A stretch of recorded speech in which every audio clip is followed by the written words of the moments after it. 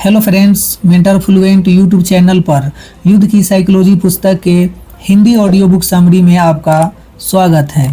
Episode 22। एक संघर्ष मुक्त जीवन आपकी राह देख रहा है। यह तय है कि संघर्ष जीवन की धारा को रोक देते हैं, लेकिन फिर भी हर एक को अपने जीवन के दरमियान अनगिनत संघर्षों में उतरना ही पड़ता है। यह भी सबका अनुभव है कि संघर्ष मानसिक त्रास भी देते हैं व थका भी देते हैं। ऐसे में यह प्रश्न उठना लाजमी है कि क्या संघर्ष मुक्त जीवन नहीं जिया जा सकता है? बिल्कुल जिया जा सकता है। कायदे से मनुष्य का जीवन संघर्ष रहित ही होना चाहिए। यह तो साइको स्पिरिचुअल नॉलेज का अभाव है, इसलिए हर कोई संघर्षों से भरा जीवन जीने को मजबूर है, वरना मनुष्य से संबंधित ऐसी कोई समस्या ही नहीं है जिसका सच्ची साइको स्पिरिचुअलिटी में कोई समाधान नहीं है। कायदे से मनुष्य का जीवन संघर्ष मुक्त ही होना चाहिए। हमें ऐसा ही जीवन जीना चाहिए, क्योंकि हम सब जानते हैं कि संघर्ष तन व मन से लेकर जीवन तक सब पर भारी पड़ते हैं। अब हम संघर्ष मुक्त जीवन कैसे जी सकते हैं, उस पर आते हैं। और इस संदर्भ में मैं सहारा भगवत गीता का ही लूँगा। आप जानते ही हैं कि भगवत गीता युद्ध के मैदान में कही गई है, अतः कृष्ण ने इसमें युद्ध की साइकोलॉजी पर विशेष जोर दिया है होगा। प्रमुख बात यह कि कृष्ण और अर्जुन दोनों युद्ध के मैदान में खड़े थे, परंतु बावजूद इसके कृष्ण उस वक्त भी पूरी तरह से निश्चिंत थे। और हम सब जानते हैं कि अर्जुन युद्ध से पहले गहरे संघर्ष में फंस गया था। इसका सीधा अर्थ यह हुआ कि युद्ध लड़ना और युद्ध में होना दोनों सर्वथा भिन्न बात है। अब निश्चित ही वैसे तो कृष्ण का जीवन युद्धों का एक अंतहीन सिलसिला था, और उन्होंने इतने युद्ध किए इसलिए वे ग्वाले से द्वारकाधीश तक का सफ़र तय कर पाए। उन्होंने इतने युद्ध किए इसलिए वे ग्वाले से द्वारकाधीश तक का सफ़र तय कर पाए। यूँ भी जो जितने बड़े युद्ध लड़ता व जीतता है, उतना ही शानदार उसका जीवन होता है। युद्ध लड़ने से ना तो कोई एतराज़ होना चाहिए और ना ही युद्ध से कोई परहेज रखना चाहिए। युद्ध लड़ना तो मनुष्य के जीवन का एक अभिन्न अंग है। यहाँ समझना हमें सिर्फ इतना है कि युद्ध लड़ना और युद्ध में होना में बड़ा फर्क है, और मनुष्य की सारी समस्याओं की जड़ युद्ध में होना है। कृष्ण ने जीवन भर संघर्ष किए, परंतु बावजूद इसके वे संघर्ष में कभी रहे नहीं, और यही जीवन की सबसे बड़ी साइको स्पिरिचुअल आर्ट है। जिसने यह एक कला सीख ली, उसका जीवन आसमान की ऊंचाइयों में उड़ते हुए बीतेगा, और सब ऐसा शानदार जीवन जी पाएं। इसलिए मैंने कृष्ण की संपूर्ण साइकोलॉजिकल बायोग्राफी मैं कृष्ण हूँ लिखी है। कौन से संघर्ष करने चाहिए, जीवन के संघर्ष में कैसे जीता जा सकता है, तथा संघर्ष करते वक्त भी संघर्ष मुक्त कैसे रहा जा सकता है, यह सब इस किताब में कृष्ण की साइकोलॉजी के जरिए पूरे विस्तार से समझाया गया है होगा। अभी तो हम युद्ध करने तथा युद्ध में होने का बुनियादी फर्क समझते हैं, और उस संदर्भ में यह स्पष्ट समझ लो कि युद्ध करना कभी इतना कष्टदायक नहीं होता जितना युद्ध में होना। मनुष्य को अगर कुछ थकाता है तो वह है युद्ध में होना। यदि अर्जुन युद्ध के वक्त अपने को थका हुआ, हारा हुआ, डरा व मारा महसूस कर रहा था, तो वह इस वजह से कि वह बाहर चल रहे युद्ध को अपने भीतर महसूस कर रहा था, और युद्ध भीतर महसूस करते हैं तो ही आप युद्ध में होते हैं। लेकिन वहीं पर मौजूद कृष्ण बिल्कुल निश्चिंत थे, क्योंकि वे महाभारत के युद्ध की तपन को अपने भीतर महसूस ही नहीं कर रहे थे। कुल मिलाकर समझे तो युद्ध कितना ही बड़ा हो, कितना ही लंबा हो या कितना ही कठिन क्यों न हो, पर उस युद्ध की तपन आप भीतर महसूस नहीं करेंगे तो आप भी कृष्ण की तरह चालू युद्ध के दौरान भी चैन की बंसी बजा पाएंगे। अब मन में सवाल उठना लाजमी है कि यह कैसे संभव है। तो इसका सीधा उपाय कृष्ण ने भगवत गीता में बताया है। गीता का सबसे महत्वपूर्ण सूत्र कर्म करो पर फल की चिंता मत करो इसी बात पर आधारित है। बताओ यह कि संघर्ष महसूस कब होता है। आप कहेंगे कि युद्ध करने पर, लेकिन आपकी यह बात गलत है। युद्ध एक एक्शन है तथा एक्शन करते वक्त कभी संघर्ष महसूस नहीं होता है। हाँ, कामचोरों को एक्शन में भी संघर्ष महसूस हो सकता है, परंतु कामचोरी सिर पर सवार न हो तो युद्ध का कोई संघर्ष भीतर कभी महसूस नहीं हो सकता है। आप दिन भर में छोटी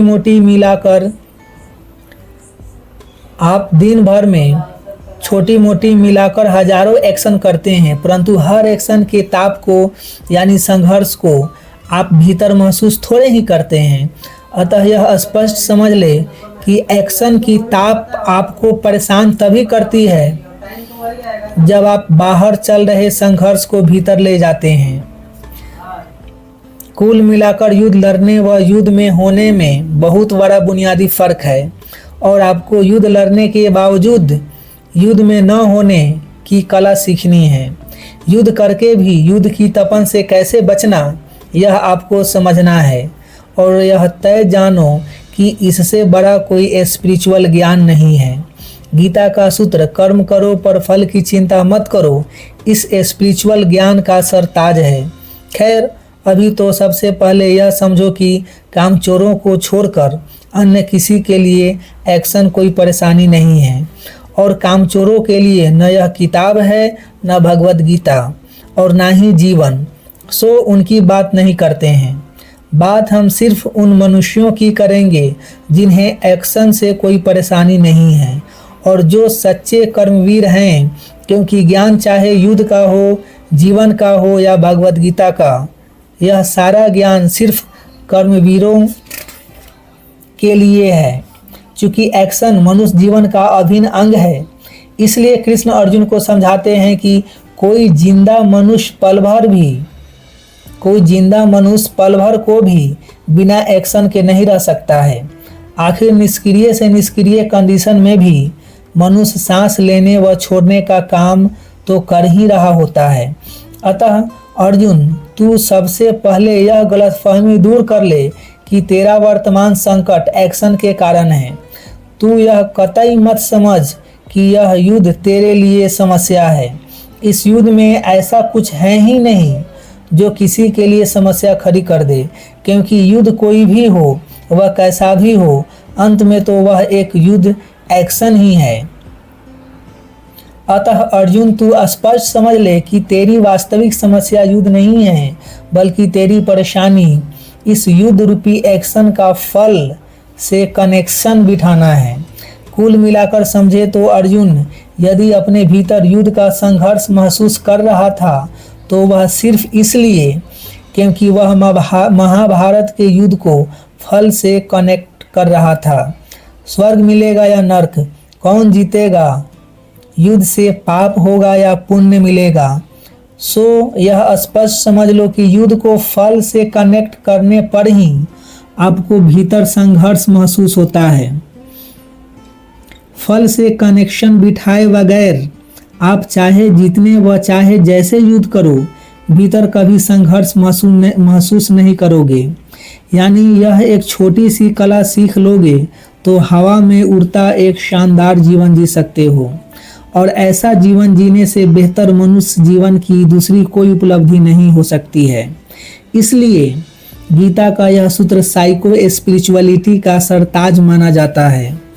यह न सिर्फ संघर्ष रहित जीवन जीना सिखाता है, बल्कि जीवन के हर युद्ध में जीतना भी सिखाता है। खैर, अभी तो स्पष्टता पूर्वक यह समझ लो कि आपकी समस्या युद्ध कतई नहीं है। आपकी वास्तविक समस्या युद्ध का बर्डन, स्ट्रेस व टेंशन है, और यह बर्डन, स्ट्रेस व टेंशन महसूस होते हैं सिर्फ और सिर्फ युद्ध को फल से कनेक्ट करने के कारण। बाकी तो युद्ध भी अन्य एक्शन की तरह एक सिंपल एक्शन ही है, परंतु जिस किसी भी एक्शन से आप फल की कामना जोड़ देते हैं वह एक्शन फिर भीतर एक संघर्ष पैदा करती है। पानी पीना भी एक एक्शन है तथा पिक्चर देखना भी, परंतु उन सारे एक्शन से आप फल का कनेक्शन नहीं बिठाते हैं, इसलिए वे आपको संघर्ष मालूम नहीं पड़ते हैं। सो यदि आप युद्ध को भी एक सामान्य एक्शन मानकर लड़ें तथा उससे फल का कनेक्शन न जोड़ें तो फिर वह आपके लिए युद्ध रह ही नहीं जाता है। कृष्ण ने अनगिनत युद्ध लड़े, यह आपको बाहर से दिखता है, लेकिन हकीकत यह है कि कृष्ण कभी युद्ध में रहे ही नहीं। वे हमेशा सिर्फ एक्शन में ही रहें और सिर्फ एक्शन में रहने के कारण ही वे जीवन के तमाम युद्ध जीते। और आपको भी सिर्फ एक्शन में ही रहना है। अपनी एक्शन को फल से कनेक्ट कर उसे युद्ध में तब्दील नहीं करना है। और फिर यह भी समझो कि फल की कामना आपकी एक्शन को विभाजित कर देती है। आपका आधा ध्यान एक्शन में तथा आधा फल की चिंता में उलझ जाता है। सोचो यह कि फल की चिंता ही न हो तो एक्शन कितनी धमाकेदार हो सकती है, और बताने की ज़रूरत नहीं कि एक्शन जितनी धमाकेदार होगी उतनी ही जीत सुनिश्चित होगी। तभी तो मैं कह रहा हूँ कि भगवत गीता का यह महासूत्र संघर्ष रहित जीवन जीना भी सिखाती है तथा जंग में जीतना भी सिखाती है। चलो कर्म करो पर फल की चिंता मत करो, इस सूत्र को एक अलग तरीके से समझते हैं। मानो आपको 10 किलोमीटर चलना है। अब आपको चलने में मज़ा आ रहा है, तब तो आपको चलने की करी जा रही एक्शन से चलो कर्म करो पर फल की चिंता मत करो, इस सूत्र को एक अलग तरीके से समझते हैं। मानो आपको 10 किलोमीटर चलना है।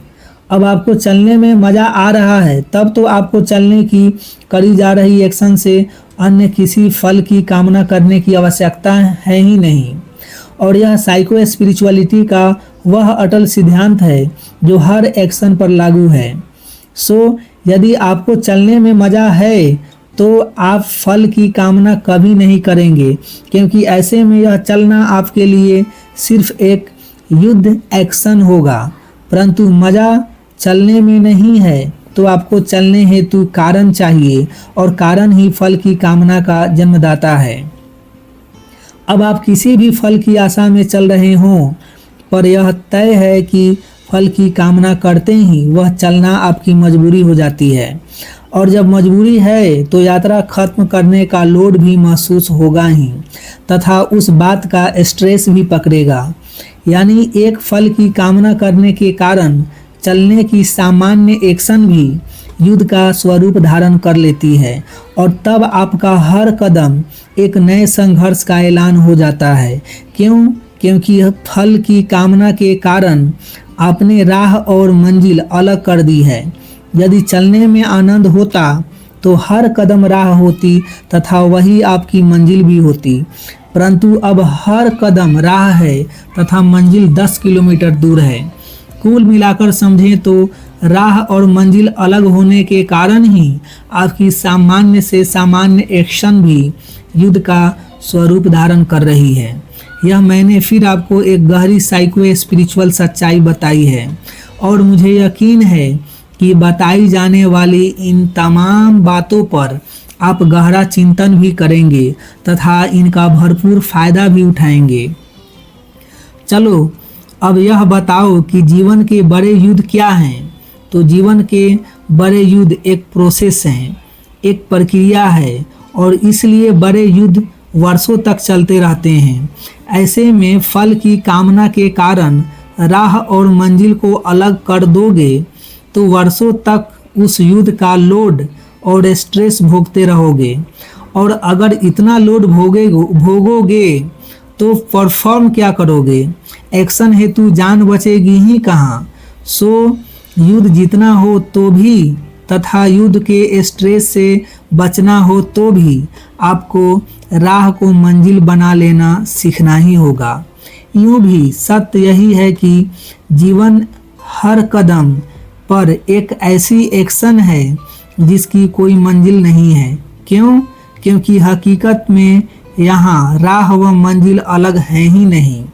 यहाँ हर कदम पर राह खुद ही मंजिल है। यहाँ हर कदम पर राह खुद ही मंजिल है। यह फिर आपको एक गहरी साइको स्पिरिचुअल सच्चाई बता रहा हूँ।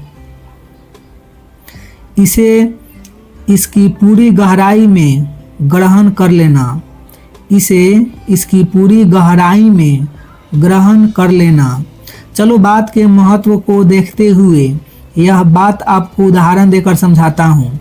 मानो आपको 10 किलोमीटर का फासला तय करना है। क्या आप यह फासला एक एक्शन में यानी एक कदम से तय कर सकते हैं? कतई नहीं। तो आप कर क्या सकते हैं? आप एक एक कदम चल के 10 किलोमीटर का फासला तय कर सकते हैं। अब मानो आप 1 किलोमीटर चले तो क्या होगा? फासला 10 किलोमीटर से घटकर 9 किलोमीटर रह जाएगा। इसका अर्थ क्या हुआ?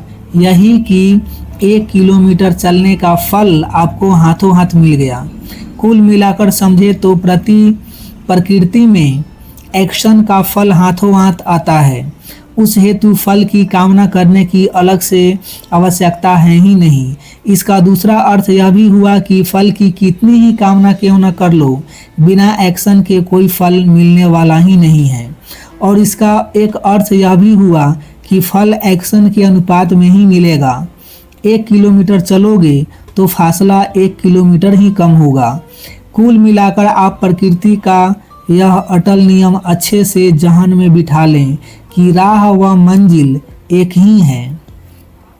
अतः 1 किलोमीटर चले तो वह 1 किलोमीटर चलकर आप मंजिल पर पहुंच ही गए हैं, तथा 1 किलोमीटर और चलोगे तो फिर एक नई मंजिल पर पहुंच जाओगे। और यही चलने का एकमात्र सही तरीका है। और इसलिए इस तरह हजारों किलोमीटर चलने पर भी ना तो कभी लोड पकड़ेगा और ना कभी स्ट्रेस। सच तो यह है कि इस तरह जिंदगी का पूरा सफ़र कट जाएगा और भीतर कभी रत्ती भर भी संघर्ष महसूस नहीं होगा। और ऐसे संघर्ष रहित होकर जीना ही जीवन का ध्येय होना चाहिए। अतः मेहरबानी कर एक्शन में फल की स्टोरी कभी मिक्स मत करना। राह और मंजिल को अलग अलग मत करना।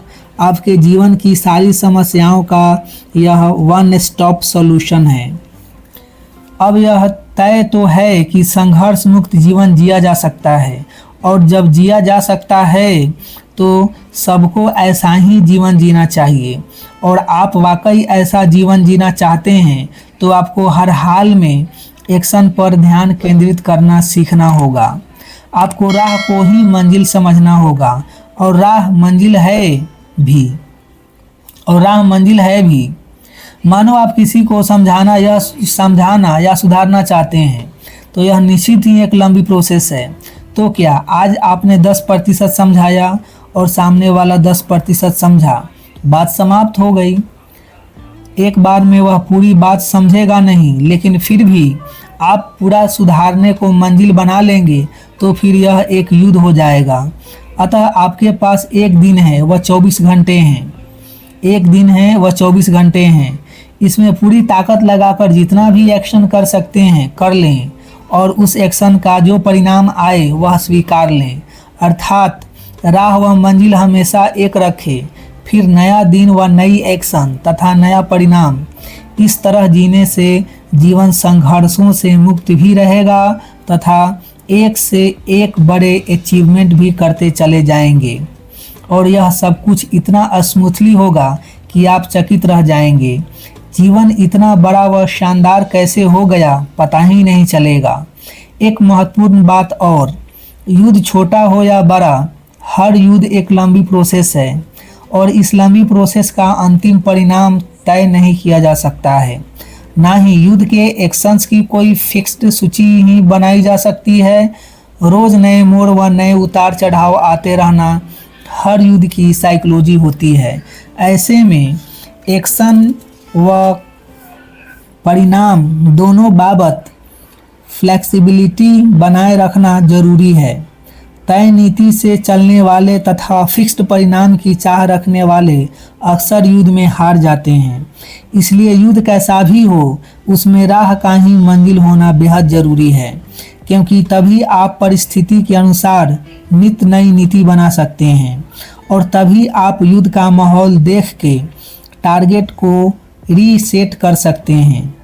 और ये दोनों किसी भी युद्ध में जीतने की आवश्यक शर्तें हैं।